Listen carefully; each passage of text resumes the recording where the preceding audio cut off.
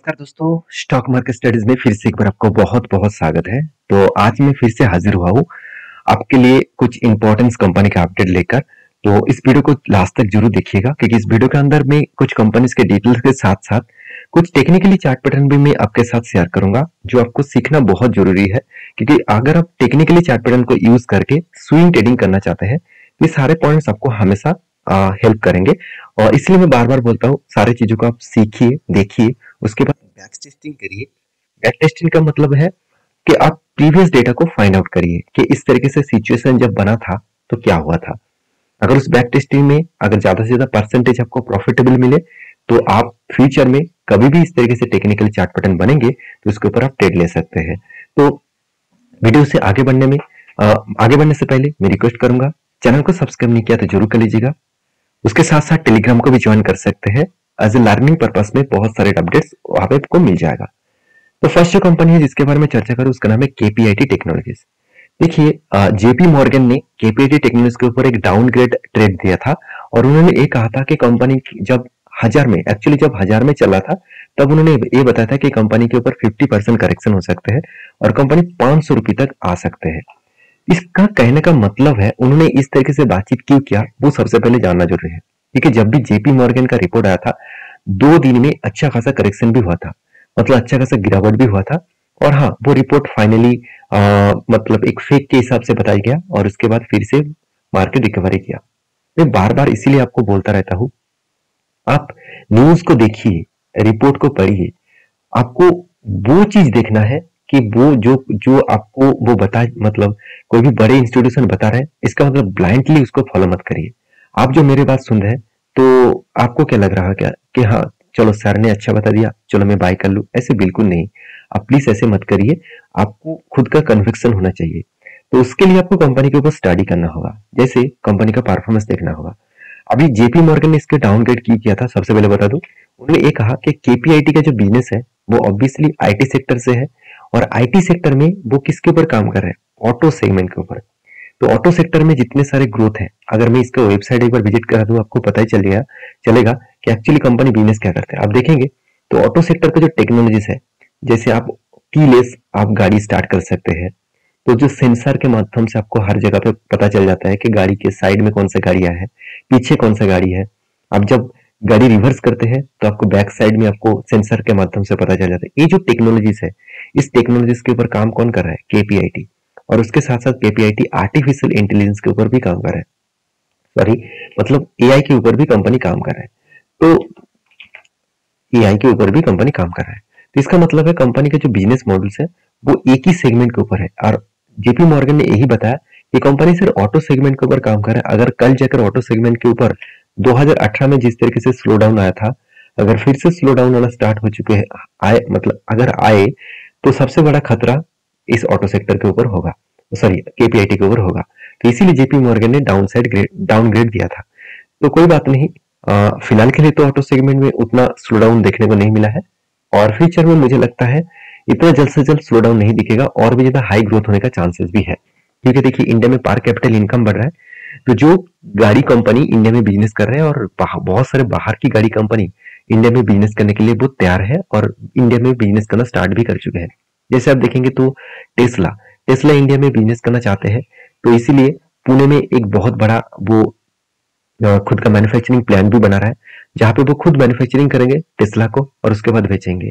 तो कहने का मतलब यह है कि किसी भी कंपनी की गाड़ी खरीदारी करना चाहते हैं तो उसको एक बात आपको याद रखना है कि सेक्टर को देखना चाहिए, उस सेक्टर में किसके साथ वो जुड़ के रखा है। तो केपीआईटी ऑटो सेक्टर के ऊपर है, तो ऑटो का ग्रोथ होगा तो कंपनी के भी ग्रोथ होने का चांसेस है। अभी रही बात कंपनी के जो क्वार्टरली रिजल्ट है वो फाइनली आ चुके हैं, 745 करोड़ से बनके हो चुके हैं करीबन 1199 करोड़ के आसपास। तो एक्सपेंस भी कंपनी कंट्रोल में रखे। उसके बाद जो प्रॉफिटेबिलिटी है, नेट प्रॉफिट के बारे में बात करूं, 138 करोड़ से बढ़ के हो चुके हैं 240 करोड़ के आसपास। अभी देखिए नेट प्रॉफिट 84 करोड़ से बढ़ के हो चुके हैं 141 करोड़ के आसपास।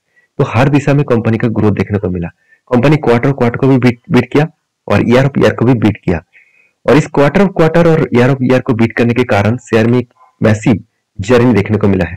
अगर यही चीज को देखेंगे तो यहाँ पे देख सकते हैं कंटिन्यूसली एक बाइंग ट्रेंड मिला है। कंटिन्यूसली लास्ट डे में भी एक अच्छा खासा हाई वॉल्यूम के साथ ग्रोथ हुआ।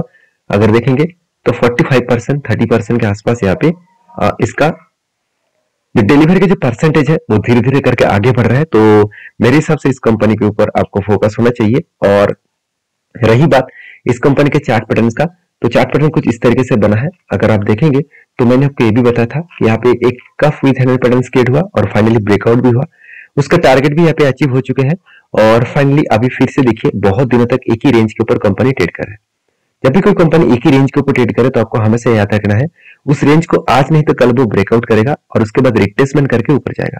तो ब्रेकआउट तो यहाँ पे हुआ था, रिट्रेसमेंट भी किया था, नीचे आए उसके बाद ऊपर गया। तो यहाँ पे थोड़ा सा मुझे वोलेटिलिटी ज्यादा देखने को मिला और बार बार जब इसी रेंज को वो टच कर रहा था तो मैंने एक डिसीजन लिया कि जब तक कुछ क्लियरिटी ना मिलेगा तब तक कोई ट्रेड लेना बहुत बड़ा गलत होगा। इसलिए अभी तक कोई भी क्लियर यहाँ पे देखने को नहीं मिला कि कंपनी अप ट्रेंड में है कि डाउन ट्रेंड में है। तो फिलहाल के लिए मुझे लगता है यहाँ पे जो रेंज है वो रेंज कुछ थोड़ा सा अभी बढ़ा देना चाहिए क्योंकि इसी रेंज के ऊपर कंपनी अभी ट्रेड कर रहा है। तो इसी रेंज के ऊपर कंपनी ट्रेड कर रहा है तो इस रेंज को जब ब्रेकआउट फाइनली करेगा एक अच्छा खासा लेवल्स में तब इसके ऊपर एक अच्छा खासा ट्रेड बन सकता है। आपकी क्या राय है इस कंपनी के ऊपर जरूर कमेंट्स करके बताना। नेक्स्ट जो कंपनी जिसके बारे में चर्चा करूं उसका नाम है ओरिएंट ग्रीन पावर कंपनी। तो ओरिएंट ग्रीन पावर कंपनी एक देखा जाए तो इस कंपनी का जो ग्रोथ है वो आगे जाकर बहुत ज्यादा बनने का चांसेस है क्योंकि ये एक पावर सेक्टर के ऊपर काम कर रहा है।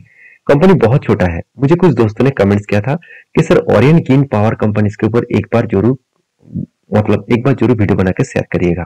तो इस कंपनी का मार्केट कैप देखिए 1500 करोड़ के आसपास है। एकदम छोटा मोटा कंपनी है, micro cap type small cap type company है। कंपनी का परफॉर्मेंस जो है वो उतना खास नहीं है और कंपनी इनकम अच्छा कर रहा है और कंपनी के पास कर्जा भी ज्यादा है। हाथ में कैश से ज्यादा मान लेता हूँ। कंपनी के प्रोमोटर के पास होल्डिंग्स भी है। अभी सबसे जो इंपॉर्टेंट पॉइंट है कंपनी का क्वार्टरली रिजल्ट में देखिए कंपनी ने इस बार बहुत शानदार रिजल्ट किया। पिछले बार की तुलना से कंपनी अच्छा खासा सेल्स किए और कंपनी एक्सपेंस को भी कंट्रोल किया। उसके बाद कंपनी की जो प्रॉफिटेबिलिटी है वो 34 करोड़ से बढ़ के हो चुके 75 करोड़। और यही प्रॉफिट बढ़ने के कारण कुछ दोस्तों ने कमेंट्स मुझे किया कि सर प्रॉफिट बढ़ा है अभी क्या करूं। देखिए आपको एक चीज को याद रखना है कि कोई भी कंपनी कंटिन्यूसली प्रॉफिट हर साल में बढ़ाते चले जा रहे हैं उसका राय अलग होगा। कोई कंपनी एक बार प्रॉफिट किया और दूसरी बार लॉस किया, उसके बाद फिर से प्रॉफिट फिर से लॉस, इसका मतलब कितना वोलेटिलिटी आप देख सकते हैं। तो आपको ये डिसीजन लेना है कि आप किस तरीके से कंपनी के ऊपर निवेश करना चाहते हैं। जहां पे रिस्क बहुत ज्यादा है क्या उसके ऊपर, कि जहां पे रिस्क कम है उसके ऊपर। तो यहाँ पे कंपनीज की जो बैलेंस शीट है वहां पे आपको मैं बता दूं जो कंपनी का रिजर्व नेगेटिव में है तो उस कंपनी के ऊपर मैं थोड़ा सा समझ जाता हूँ, थोड़ा सा उस कंपनी से दूर रहता हूँ। कर्जा भी बहुत ज्यादा है, मान लेता हूँ कंपनी का फिक्स्ड एसेट बहुत अच्छा खासा है, फिर भी इस कंपनी के ऊपर देखिए इन्वेस्टर उतने ज्यादा इन्वेस्टमेंट करना नहीं चाहते। तो इसके ऊपर कौन इन्वेस्टमेंट कर रहा है? पब्लिक। पब्लिक के ऊपर भर भर के माल है। प्रोमोटर के बाद सबसे ज्यादा होल्डिंग पब्लिक के पास है। और एक बात याद रखना प्रोमोटर खुद खुद के माल बेचकर भाग रहा है। 48% के आसपास उनके पास होल्डिंग था, आज 32% के आसपास होल्डिंग है। हाँ आप कहेंगे इस कंपनी का जो बिजनेस है वो मतलब पावर सेक्टर के ऊपर है तो पावर का जो कंजप्शन है वो धीरे धीरे बढ़ रहा है और विंड प्रोजेक्ट के ऊपर कंपनी बिजनेस कर रहा है। तो विंड प्रोजेक्ट का जो ग्रोथ है वो फ्यूचर में बहुत ज्यादा बढ़ने वाला है। तो आपके बात सही भी है, फिर भी सेक्टर में बहुत ज्यादा कंपटीशन है, उस कंपटीशन को बीट करना इतना आसान नहीं होगा। तो मैं इसीलिए बोलूंगा कि कंपनी के ऊपर आप सिर्फ चार्ट पैटर्न देखकर ही आपको लग रहा है कि हाँ चलो चार्ट पैटर्न अच्छा है तो चलो धमाका हो सकता है। तो एक्चुअली देखा है तो चार्ट पैटर्न बना है, मैं आपको चार्ट पैटर्न को यहाँ पे सिखाने के लिए आया हूँ। मैंने कोई भी ट्रेड आपको देने के लिए नहीं कि आपको मैं ट्रेड बता रहा हूँ कि आप कल जाकर यहाँ पे बाय करिए। बाय आप करना है तो आपके इसके हिसाब से करिए, मेरा काम है आपको सिखाना। मैं आपको बहुत बार बोल चुका हूँ कभी भी किसी कंपनी के ऊपर इस तरीके से फ्लैग विथ पुल जैसे पैटर्न अगर क्रिएट हुआ, इसको इस लेवल को बोला जाता है पुल और इसको बोला जाता है फ्लैग। तो फ्लैग विथ पुल जैसे कोई पैटर्न क्रिएट हुआ होगा उसको मार्किंग कर लेना। उसके ऊपर जब ब्रेकआउट होगा तो सोचिएगा एक बड़ा धमाका हो सकता है। और बड़ा धमाका कहां तक हो सकते हैं? नेक्स्ट जो रेजिस्टेंस है उस लेवल तक हो सकते हैं। तो नेक्स्ट लेवल कौन सा है? 19 रुपीज के आसपास। यही भी एक इसका स्ट्रॉन्ग रेजिस्टेंस है, रेजिस्टेंस कम सप्लाई जोन है। क्योंकि देखिए यहाँ से कंपनी मतलब रिटेस्ट किया और उसके बाद देखिए बिग क्रैश हो चुके हैं। तो मेरे हिसाब से अगर एंटी लेवल यहाँ पे बने और एंटी लेवल के आसपास से अगर टारगेट तक मैं देखूं तो 32% के आसपास टारगेट बन सकते हैं। बाकी देखिए आप काम करना चाहते हैं तो आपके रिस्क के हिसाब से करें।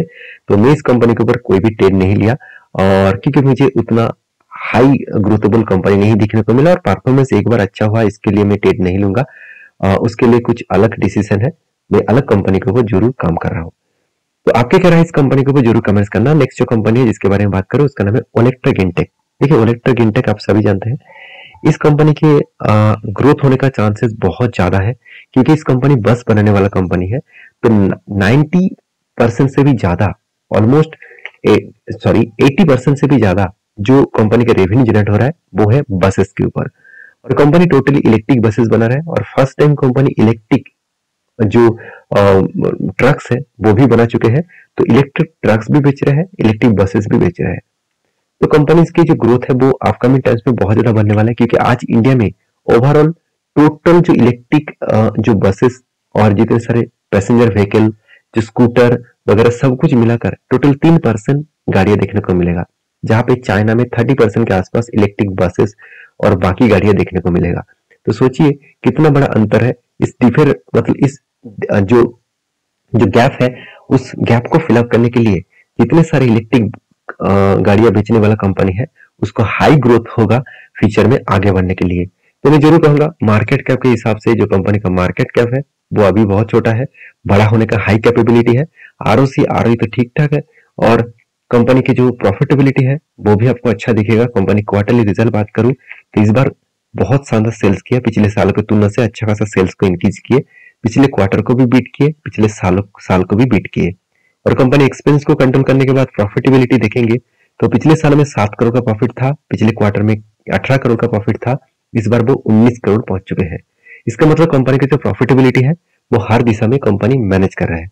और बैलेंस शीट के बारे में चर्चा करूं तो कंपनी के रिजर्व लगातार बढ़ते चले गए, इस बार भी रिजर्व बढ़ा। कंपनी का इस बार कर्जा ज्यादा बढ़ चुके हैं, आज तक की कंपनी हाईएस्ट कर्जा लिया है। अभी क्वेश्चन यहाँ पे ये देखने को मिला कि कंपनी ने इतना कर्जा क्यों लिया। पहली बात, कंपनी का नेट प्रॉफिट देख लीजिए कितना है। नेट प्रॉफिट चलो मान ही लेता हूँ 80 करोड़ के आसपास, और कंपनी को इस बार कितना प्रोजेक्ट मिला, कितना ट्रेड मिला, 520 करोड़ के आसपास। तो सोचिए 520 करोड़ के आसपास जो प्रोजेक्ट मिला वो प्रोजेक्ट कहाँ से करेंगे, जो कंपनी का 100 करोड़ भी हाथ में पैसा नहीं है। तो कंपनी का आप कहेंगे सर कैश फ्लो में तो बहुत ज्यादा पैसा है, कैश फ्लो में कितना है, नेगेटिव है। इसका मतलब पहले ही खुद के हाथ में जो पैसा था उसको री इन्वेस्ट कर चुके हैं बिजनेस के ऊपर, तो एक्स्ट्रा तो पैसा नहीं है। तो इसलिए कंपनी ने क्या किया, कर्जा उठाया। और देखिए कर्जा भी बहुत ज्यादा है ऐसे बिल्कुल नहीं, कर्जा भी कम है, फिर भी कंपनी को जो बिजनेस मिला उस बिजनेस के हिसाब से कंपनी इस बार कुछ मतलब कर्जे को यहाँ पे ऐड किया है। तो आपके क्या राय है इस कंपनी के ऊपर जरूर कमेंट्स करना, क्योंकि इन्वेस्टर इस कंपनी के ऊपर धीरे धीरे करके इन्वेस्टमेंट को बढ़ा रहा है। तो इस कंपनी को लास्ट कुछ फ्यू डेज का डेटा दिखा दो तो कंपनी का जो एवरेज जो डिलीवरी है कुछ एवरेज लेवल का देखने को मिले। अगर इसका चार्ट पैटर्न के बारे में बात करूं तो आप देखेंगे कुछ इस तरीके से नजरिया देखने को मिला था। एक कंटिन्यूअसली सेल ऑफ होने के बाद एक लेवल को ब्रेकआउट किया, और यहाँ पे देखिए अच्छा खासा एक बाइंग ट्रेंड देखने को मिला, और देखिए बहुत दिनों तक एक ही रेंज के ऊपर कंपनी ट्रेड कर रहा है। तो मुझे लगता है इस रेंज को थोड़ा सा आप कंटिन्यू कंपनी कर सकते हैं, क्योंकि मार्केट अभी वोलेटिलिटी मूवमेंट में है, मार्केट के ऊपर अभी भी प्रेशराइज है।